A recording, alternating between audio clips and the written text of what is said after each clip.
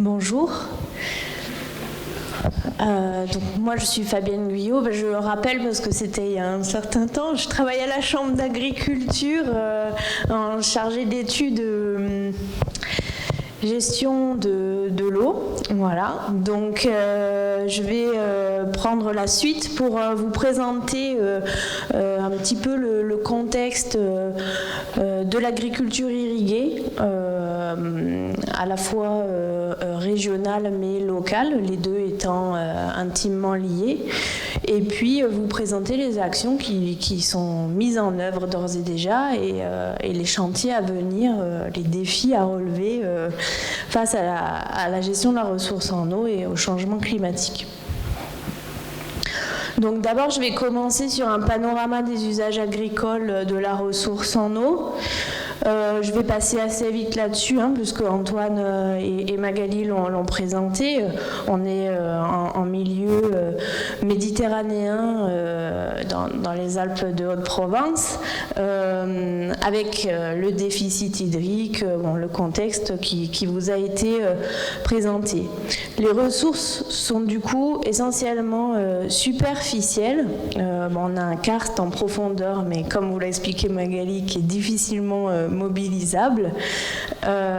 Et ces ressources, elles peuvent être localement et temporairement abondantes. Alors, on a quelques nappes ou ressources abondantes, et puis temporairement, notamment pendant les périodes d'épisodes pluvieux intenses, on peut avoir des ressources abondantes, mais qui ne sont pas toujours disponibles.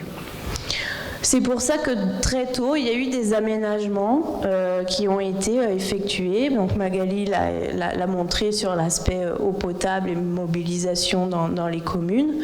On a aussi, d'un point de vue hydraulique régional, des grands aménagements, des anciens canaux, notamment gravitaires, qui existent depuis des centaines d'années. Je pense au canal Saint-Julien ou des canaux dans la Crau depuis la fin des années 1800 avec Adam de Craponne, etc. Donc il y a une culture du risque déjà ici sur la gestion de l'eau, la Durance étant le plus grand fléau de la Provence avec des sécheresses estivales et des crues en hiver. Mais ces phénomènes s'accentuent et donc on a continué à s'adapter au fur et à mesure des années. L'irrigation, du coup, est une pratique qui est incontournable pour l'agriculture méditerranéenne. Elle existe depuis de très nombreuses années. Elle est aussi, du coup, un petit peu particulière. Alors, j'ai remis ici une carte de la France. Ces données datent de 2010, elles n'ont pas été actualisées. On a un recensement qui a été effectué en 2020. Mais les statistiques ne sont pas toujours exactement les mêmes, donc elles n'ont pas encore toutes été traitées pour actualiser tous les graphiques et toutes les cartes. Mais c'est pas grave, puisque ce qui est important de remarquer dans cette carte, c'est que justement, vous voyez que le camembert qui apparaît dans la région PACA, il n'est pas de la même couleur que les autres cultures, que les autres régions, pardon. C'est-à-dire que dans les autres régions, on a une proportion importante de céréales notamment qui sont et de grandes cultures, donc le jaune qui est irrigué. Nous en Provence ici on a une prédominance des fruits, légumes, des fourrages qui sont irrigués. Donc à E3, les fruits, légumes, donc les vergers, le maraîchage et les fourrages représentent 62% des surfaces irriguées. Alors là, vous avez les deux camemberts entre 2010 et 2020. Ce qui est marquant de remarquer, c'est un essor notamment des cultures qu'avant on pouvait appeler, considérer être au sec, mais qui, de plus en plus avec le changement climatique, aujourd'hui, ont des besoins d'eau. Il s'agit notamment de la vigne, et puis pour le secteur du département, les plantes à parfum, donc le lavandin, et également les oliviers. Donc avant, ils pouvaient bénéficier des pluies abondantes du printemps et de l'orage qui allait bien au mois d'août. Aujourd'hui, de plus en plus, avec des sécheresses qui s'étendent, il y a besoin de les sécuriser courant de la saison d'irrigation.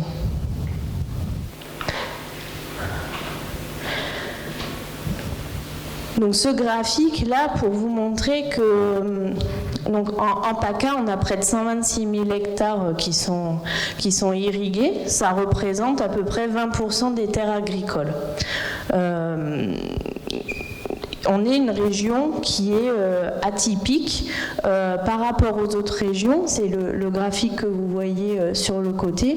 Pourquoi ? Parce que, comme je l'ai expliqué, historiquement, on a des grands aménagements qui ont été présents depuis des siècles. L'irrigation, c'est culturellement et historiquement très présent dans la région, et pareil en Languedoc-Roussillon. Et cette irrigation, elle est allée plutôt en régression depuis les années 70, en raison notamment de l'abandon petit à petit de certains canaux gravitaires de montagne ou de certains canaux gravitaires. Alors que dans les autres régions, avec les années 70, l'essor de la PAC, etc., on a plutôt eu une augmentation des superficies irriguées et des besoins en eau. Alors cette tendance-là à la baisse, c'est le graphique que vous voyez ici. Dans le recensement de 2020, par contre, on voit qu'on est de nouveau dans une tendance à la hausse. Ça s'explique principalement par la mise à l'irrigation, comme je le disais, de cultures qui jusqu'à présent pouvaient se faire au sec, mais aujourd'hui on est en train d'équiper le plateau de Valençol pour le lavandin, dans le Var ils équipent la vigne, voilà. On a de moins en moins aujourd'hui de cultures que l'on peut considérer au sec. Avec des besoins en eau qui sont limités en termes de volume et de consommation, mais qui sont nécessaires pour sécuriser la production et la sécurisation de ces cultures qui sont pérennes. Languedoc-Roussillon. Une des particularités aussi donc de la région, c'est donc ces aménagements avec 80% des surfaces irriguées qui dépendent de ressources abondantes ou stockées que l'on appelait historiquement sécurisées et que petit à petit on appelle maîtrisées ou réalimentées. C'est-à-dire qu'en fait elles dépendent de stockage, de Serre-Ponçon, de Sainte-Croix, donc ce sont des ressources que l'on stocke en hiver ou en période pluvieuse avec notamment dans Serre-Ponçon une réserve agricole, donc un volume qui est dédié à l'irrigation. Et avec des questions sur les impacts du changement climatique, j'y reviendrai pas dessus, mais la disponibilité de la ressource en eau et la fonte des glaciers. Donc le recensement de 2020, il nous montre une irrigation qui se développe sur l'ensemble de la région, mais une irrigation de précision. Alors là, si on regarde la carte en bleu, on voit les secteurs où l'irrigation est la plus développée. Vous pouvez voir qu'elle est relativement liée aux aménagements hydrauliques. Les deux peuvent être superposables, mais on voit que dans l'évolution des surfaces irriguées, donc ce sont les cercles, il y a aussi des nouveaux besoins sur des secteurs qui jusqu'à présent n'étaient pas équipés et qui petit à petit s'équipent en irrigation. Ce qui est important de voir, alors là j'ai mis des extraits du rapport de l'Agreste, donc qui est de la synthèse du recensement général agricole, c'est qu'en 2020 on a 59% des exploitations qui sont équipées pour l'irrigation. 59% le sont en micro-irrigation. Elles étaient 41% en 2010. Donc en fait, on a une irrigation qui se développe dans la région, mais par contre, une irrigation qui est de précision. Et donc, rapporté aux surfaces irriguées, le volume prélevé régional, lui, il est plus faible en 2019 qu'en 2012. C'est-à-dire qu'on irrigue plus de surface, mais avec moins d'eau ou de l'eau équivalent. Voilà. Les volumes, eux, sont stabilisés. Donc ça, c'est le graphique qu'on a aussi sur le côté. On voit que la part du gravitaire, elle diminue. L'aspersion, elle a tendance aussi à diminuer. Et par contre, l'irrigation localisée, elle se développe. Tous les nouveaux équipements aujourd'hui, que ce soit la vigne, se développent en goutte à goutte. Si je zoome un petit peu sur le département des Alpes de Haute-Provence, on a les mêmes tendances qu'au niveau régional, avec des superficies qui augmentent, mais des volumes prélevés qui sont stables. On a une irrigation gravitaire en recul. Alors, est-ce que c'est une bonne ou mauvaise nouvelle ? C'est un constat. Ici, je vous ai remis les canaux d'irrigation gravitaire, leur évolution depuis la fin du 19e siècle. Alors les chiffres ne sont pas actualisés, mais on voit qu'il y a de moins en moins de canaux de montagne, notamment l'irrigation gravitaire qui perd du terrain. Ça, c'est principalement un peu structurel, c'est-à-dire que c'est beaucoup de travail, il faut beaucoup de main-d'œuvre et d'entretien. C'est aussi structurel parce que face à des bassins déficitaires et à des manques de ressources en eau, il y a eu une politique aussi de réduction des prélèvements et donc de modernisation des canaux gravitaires en aspersion. Quand je dis c'est une bonne et une mauvaise nouvelle, c'est-à-dire qu'on a aussi des études qui montrent ce qu'on appelle des aménités du gravitaire, c'est-à-dire que l'irrigation en gravitaire, on va dériver beaucoup d'eau, mais cette eau, elle va venir s'infiltrer dans les sols et elle va venir alimenter d'autres compartiments comme la nappe, comme les haies, voilà. Donc c'est complexe. Sur ce graphique, sur cette diapo, donc j'ai mis les surfaces irriguées dans les Alpes de Haute-Provence. On voit que la part la plus importante, donc c'est COP, c'est céréales et oléoprotéagineux. Donc là-dedans, il y a tout ce qui est blé, céréales, maïs, etc. Alors, j'ai fait un zoom sur certaines des cultures sur le graphique là-bas. La difficulté du recensement de 2020, c'est qu'avant on différenciait céréales, maïs, etc. et que là ils ont tout mis dans une catégorie COP et que du coup c'est plus difficile à étudier. Mais les tendances, elles sont les mêmes, c'est-à-dire que les surfaces de maïs dans le département depuis les années 2000 ont fortement chuté au profit des surfaces en céréales et notamment le blé dur.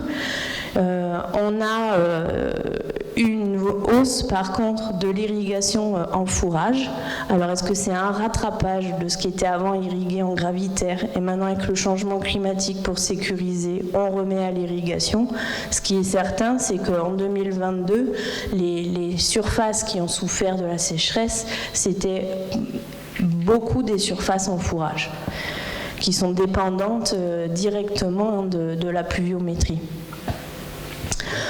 Voilà ce qu'on peut dire sur cette diapo. Peut-être sur le graphique du milieu, on voit que d'un recensement à l'autre, la superficie irrigable et irriguée, alors irrigable, elle reste relativement stable.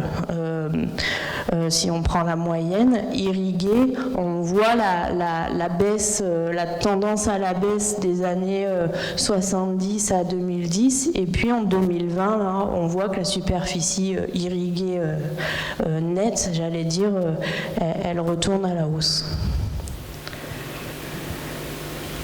Un petit zoom sur une des cultures qui est irriguée de manière systématique, hein, c'est les fruits et les légumes.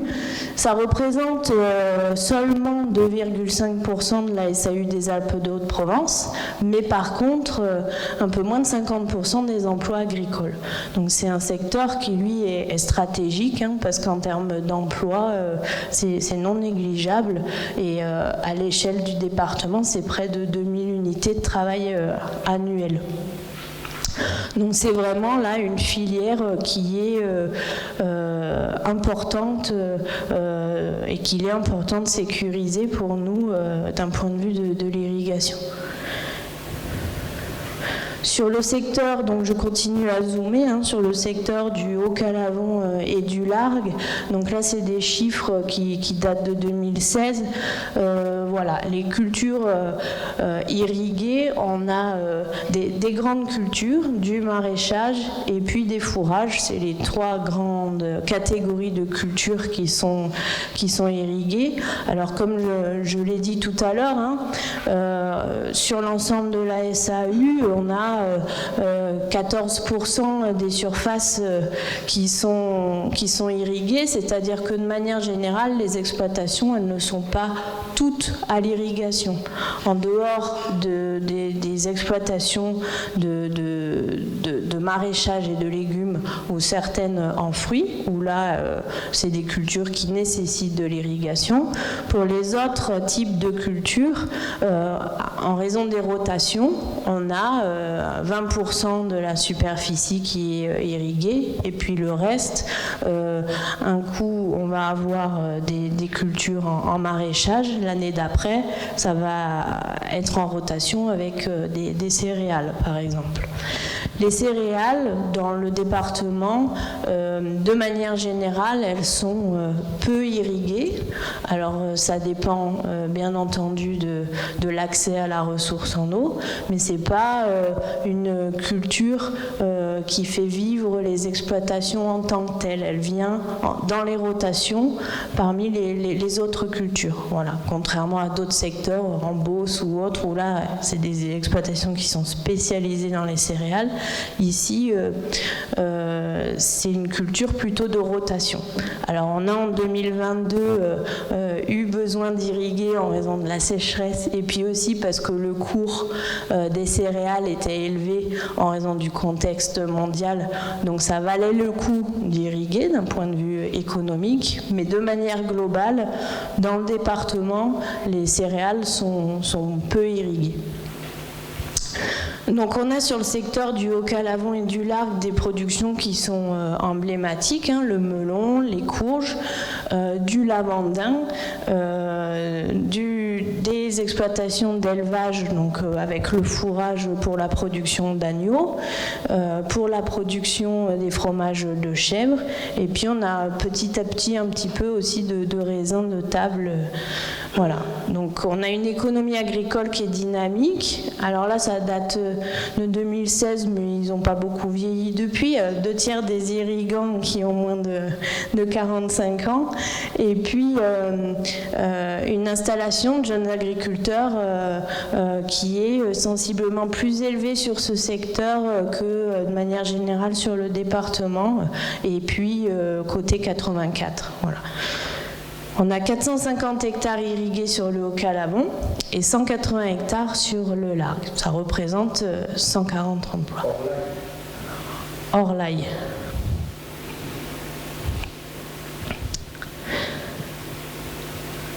Donc voilà pour le panorama, j'allais dire, de l'irrigation et des usages de l'eau agricole. Alors comment on s'organise et comment on gère collectivement la ressource en eau? Donc là je viens faire le lien avec ce qu'a pu présenter Magali.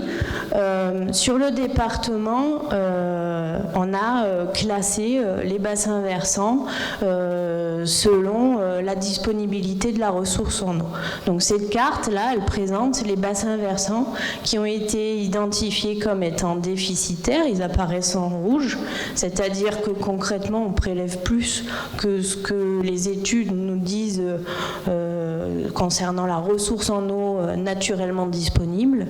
On a des bassins en équilibre précaire et puis on a des bassins dits en équilibre. Et vous avez le Val de Durance qui est représenté en vert, qui lui est réalimenté par EDF et la gestion de la chaîne hydroélectrique. Donc, Largue, Lauzon et Calavon, donc votre secteur ici, c'est le gros carré rouge qui est déficitaire, comme l'a présenté Magali. Donc, face à ça, il y a eu du coup de la concertation pour définir ensemble un programme d'action pour permettre de réaliser des actions d'économie d'eau et répondre aux objectifs de réduction. Alors ces objectifs, ils sont réglementaires, suite aux études volume prélevables. Il y a des arrêtés préfectoraux qui ont notifié des objectifs à atteindre en termes de réduction de prélèvement d'eau. Donc, je vous ai remis ici, à titre d'exemple, alors le ZRE, c'est zone de répartition des eaux, c'est-à-dire que une des conséquences d'avoir un bassin déficitaire, c'est que l'État va classer le bassin versant en zone spécifique, une zone de répartition des eaux dans laquelle les prélèvements en eau sont cadrés de manière stricte par des autorisations de prélèvement. Sur le Haut-Calavon, ça passe par un SAGE, un schéma d'aménagement et de gestion des eaux. C'est du jargon, mais bon, c'est la gestion de l'eau. C'est un schéma d'aménagement. Et donc, toutes les autorisations de prélèvement agricole sont faites dans le cadre de l'OUGC Vaucluse. C'est un organisme unique de gestion collective. Concrètement, tous les exploitants agricoles, chaque année, déclarent les volumes qu'ils ont prélevés la saison qui vient de se passer, les volumes qu'ils souhaitent prélever l'année à venir, en fonction de leurs assolements et des cultures qu'ils mettent en place. Tout ça est regroupé pour avoir une enveloppe globale et on va vérifier que globalement, collectivement, sur ce bassin versant, on ne va pas dépasser l'enveloppe autorisée. Donc sur le Calavon, on était initialement à 313 000 m3 prélevés à l'étiage et les objectifs étaient de 297 000 m3 en 2017 et 250 000 en 2021. Voilà, donc on donne comme ça des objectifs de réduction. Sur le Largue, on a là aussi une zone de répartition des eaux qui passe pas par un OUGC ici, mais par un arrêté pluriannuel. Donc les exploitants agricoles ont fait une demande sur plusieurs années pour atteindre ces objectifs de réduction de prélèvement. Donc initialement, on était à 282 000 m3 à l'étiage et on passe à partir de 2015 dans le nouvel arrêté d'autorisation pluriannuelle à un prélèvement de 220 000 m3. Je vais vous décrire comment on est arrivé un peu à ça. On est arrivé à ça par la mise en œuvre donc, du plan de gestion de ressources en eau qu'a décrit Magali, qui concerne tous les types d'usagers, donc l'eau potable, le tourisme, etc., et les économies d'eau agricole. Comment on s'organise pour mettre en place ces actions agricoles ? Eh bien, on a des commissions locales d'irrigants qui se réunissent régulièrement, qui regroupent tous les irrigants du bassin versant et dans lesquels on va discuter des pistes d'économie d'eau, qui peut faire des économies d'eau, sur quel secteur, quelles actions il faut engager, etc. Donc je vais vous illustrer ici des actions maintenant qu'on a d'ores et déjà pu mettre en place, qui nous permettent aujourd'hui d'atteindre les objectifs de réduction des volumes prélevables. Et puis je décrirai ensuite les défis de l'avenir. Donc la première action qui a été mise en place, c'est la révision des autorisations de prélèvement.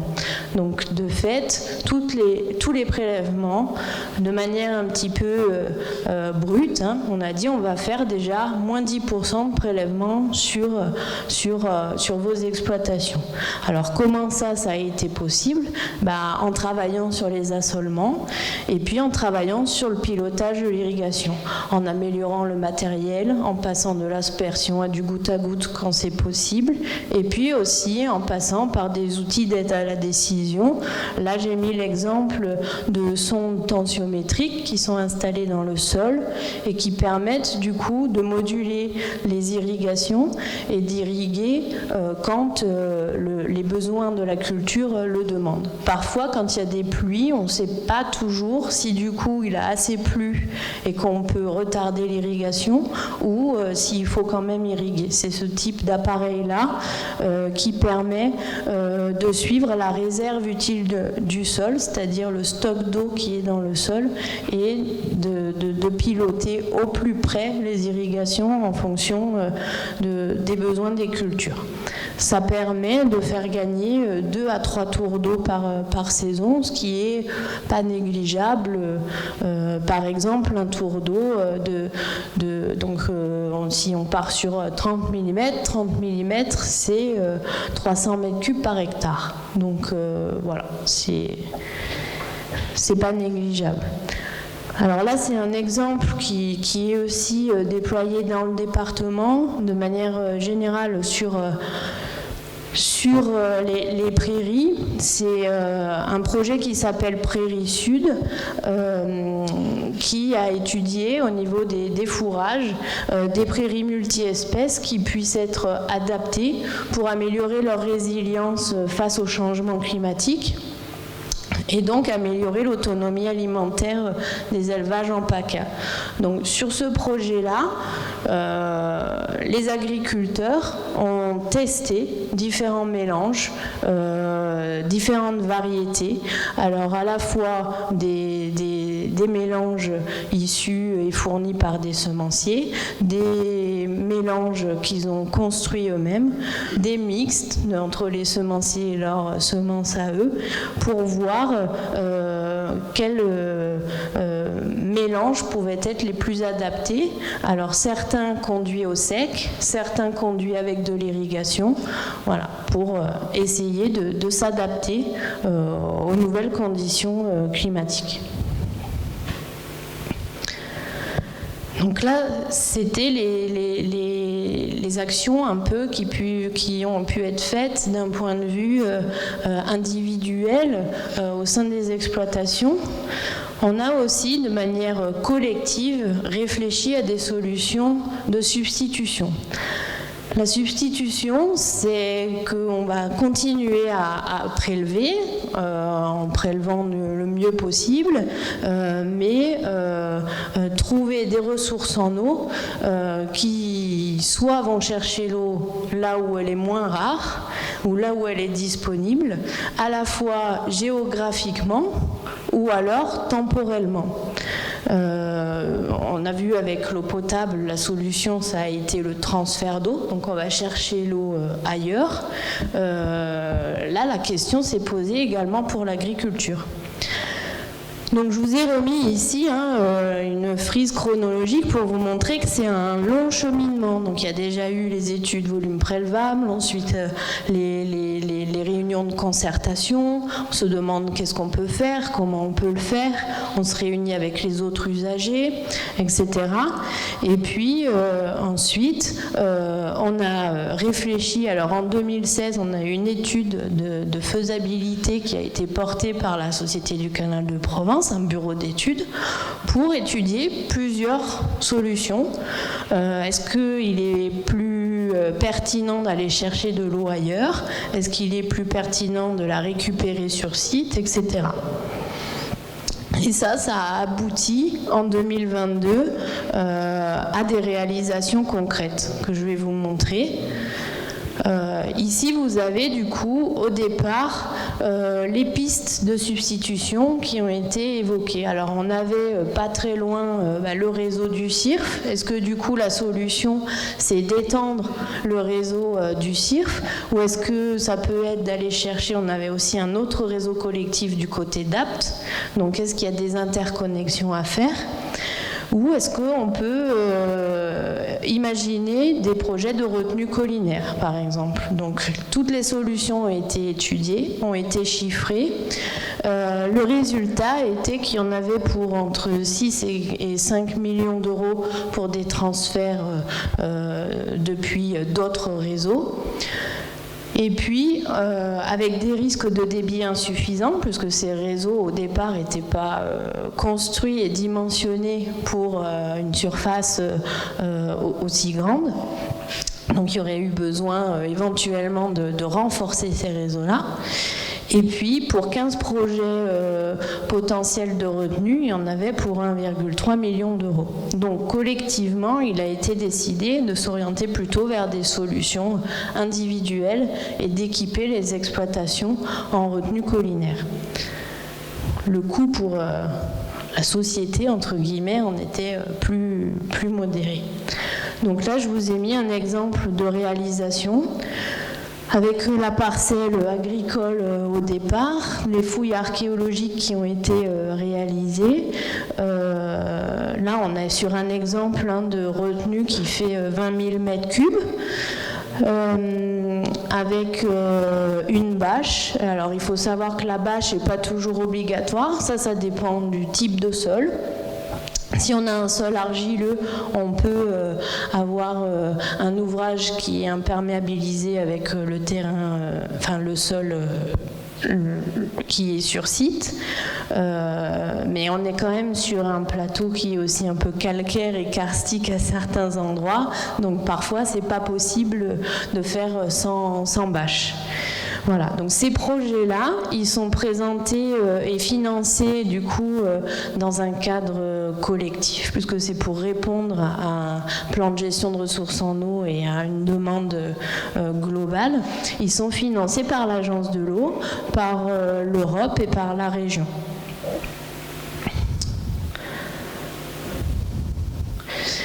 Et on a profité du coup de ces premières réalisations pour réaliser 2 guides techniques. Alors on a travaillé en collaboration avec le parc, avec les bureaux qui sont plus techniques, avec un bureau paysagiste et puis avec la Ligue de protection des oiseaux pour réaliser un guide sur comment créer une retenue collinaire en prenant en compte la biodiversité. Et le deuxième guide, c'est un carnet de bord sur les retenues collinaires, donc qui reprend tout ce qui est réglementaire et législatif, mais aussi qui permet à l'exploitant de suivre sur la durée de vie son ouvrage. Donc les diagnostics à réaliser chaque année, qu'est-ce qu'il faut ausculter dessus, voilà.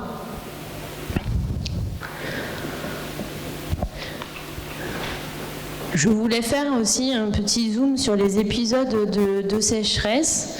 On n'en a pas parlé encore de la gestion en période de crise, puisqu'on voit que ces épisodes de crise sont amenés à se répéter. Donc quand on est dans le dur, c'est rarement là qu'on prend des décisions qui sont concertées et qui sont réfléchies. Donc tout ça, du coup, c'est préparé. On se prépare à affronter ces épisodes de sécheresse. Et on a un plan d'action sécheresse qui, lui, est départemental. Donc c'est le préfet qui le valide. Et dans ce plan d'action sécheresse, on a des mesures qui sont édictées pour chaque type d'usager. Moi, je vais revenir sur le volet agricole. Alors, comment est déclenché ce plan d'action sécheresse? C'est un suivi qui est hebdomadaire. Donc chaque semaine, Magali participe en jaugeant les cours d'eau. Sur les autres bassins versants, c'est les services de l'État, donc la DDT, qui réalise des jaugeages et des mesures. On va regarder les débits des cours d'eau, les niveaux des nappes, la sécheresse des sols, les assecs et la pluviométrie cumulée aussi des derniers mois. Quand celle-ci est trop faible, le plan d'action sécheresse va s'activer. Et ensuite, en fonction des niveaux d'alerte, on va avoir des restrictions d'usage qui sont modulées, usage par usage. Donc là, j'ai repris que la partie agricole. Les tableaux qui sont dans le plan d'action sécheresse sont pas toujours faciles à lire. Donc les services de l'État ont travaillé sur des infographies, puisqu'il faut savoir qu'il n'y a pas que l'usage agricole, du coup, qui est en restriction. Tous les usages domestiques, eau potable, voilà. Donc, en ce qui concerne l'agriculture, ce qui est différencié, c'est le type d'irrigation. Vous avez dans la première colonne l'irrigation dite classique, le gravitaire ou l'aspersion, ce qui va consommer le plus d'eau, entre guillemets. Donc là, en alerte, il y a une réduction de 20% des volumes à réaliser. Donc les exploitants, concrètement, ils ont une autorisation de prélèvement qui est mensuelle. Mois par mois, ils ont un volume à respecter. Ils relèvent leur compteur tous les 15 jours ou tous les mois, en fonction de la période de l'année. Et du coup, si les services de l'État vont les contrôler, ils vont vérifier que pendant ces périodes-là, si on est en alerte ou en alerte renforcée, les réductions de prélèvement ont bien été respectées. Donc en alerte renforcée, on passe à 40%, à une réduction de 40%, et en crise, à une interdiction d'irrigation. Donc, sauf pour les cultures dérogatoires. Alors, les cultures dérogatoires, c'est l'ADREAL qui définit cette liste-là. On a principalement les cultures de pépinières, de fruits et légumes qui sont concernés, avec une réduction quand même de 50% des volumes toujours à respecter. Pour l'irrigation localisée, on considère qu'il y a déjà un effort qui a été fait pour l'irrigation. On considère qu'on apporte surtout uniquement le besoin en eau de la plante et que donc en alerte et alerte renforcée, on continue à apporter uniquement le besoin de la plante. Et en crise, on tombe sous le coup de l'interdiction d'irrigation, sauf pour les cultures dérogatoires. Et pour les ressources stockées, donc les retenues collinaires par exemple, qui sont remplies en période de hautes eaux, si la situation devait du coup se dégrader, en alerte, on a une interdiction de remplissage de ces ouvrages-là. L'irrigation, elle, par contre, elle reste autorisée uniquement sur sollicitation du stock qui est dans la retenue collinaire. Dans tous les cas, on a soit une interdiction, soit une recommandation d'irrigation entre 9h et 19h, les heures les plus chaudes de la journée. Donc voilà pour ce qui est fait aujourd'hui. Et demain, là on y a déjà pas mal discuté, mais le changement climatique pour l'agriculture, c'est des questions qui sont relativement fondamentales. Une augmentation des besoins en eau d'irrigation, parce qu'on a moins de pluviométrie, mais aussi parce qu'on a plus d'évapotranspiration, donc les cultures, elles ont plus de besoins en eau. Une augmentation des autres besoins en eau, notamment, voilà, aujourd'hui des cultures au sec, on ne sait plus trop ce que c'est, quoi. Toute culture face à une sécheresse qui dure plusieurs mois a des besoins en eau. donc ça pose des questions qui sont importantes autour des cultures emblématiques que peuvent être le lavandin, l'olivier, l'amandier, la vigne, et des problèmes de sécurisation des exploitations sur ces systèmes-là. Des systèmes d'élevage qui sont aussi menacés, comme on a pu le voir en 2022. Et des questions aussi sur le système Durance-Verdon. Donc demain, les ressources stockées, comment vont-elles évoluer ? On travaille du coup à rechercher des indicateurs qui peuvent être pertinents par rapport aux cultures. Ici, je vous ai mis un exemple parmi tant d'autres. Voilà, tout à l'heure, Antoine l'a cité, le nombre de jours de gel par an, le gel tardif, le nombre de jours de canicule, etc. pour voir comment suivre quelles peuvent être les forces et les faiblesses des cultures face au changement climatique et comment les adapter et évoluer. Et dans les chantiers à venir, donc on a eu en 2022 un Varenne agricole qui s'est questionné pendant plusieurs mois sur l'avenir de l'agriculture face au changement climatique, avec des pistes d'action. Et aujourd'hui, on réfléchit donc à la Chambre d'agriculture à un carnet de solutions pour ouvrir le champ des possibles et remettre autour de la table la profession agricole pour lancer les chantiers de demain. Donc, comment limiter le ruissellement et l'érosion des sols, améliorer la capacité de rétention des sols, l'infiltration, protéger contre la chaleur. En 2022, ce qui a été marquant, c'est certes l'épisode de sécheresse, mais surtout la période de canicule qui a été très impactante pour les cultures au mois de juillet. Donc améliorer aussi les cultures face au stress. Et je vous ai remis ici du coup ces principaux leviers.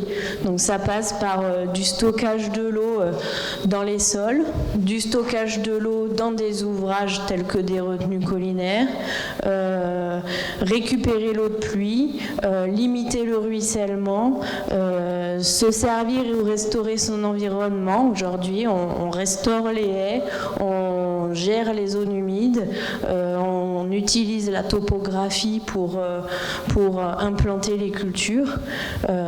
Et puis, quand tout ça suffit pas et qu'il faut arroser, eh bien, on pilote les irrigations, on met en place des systèmes d'irrigation qui sont économes en eau.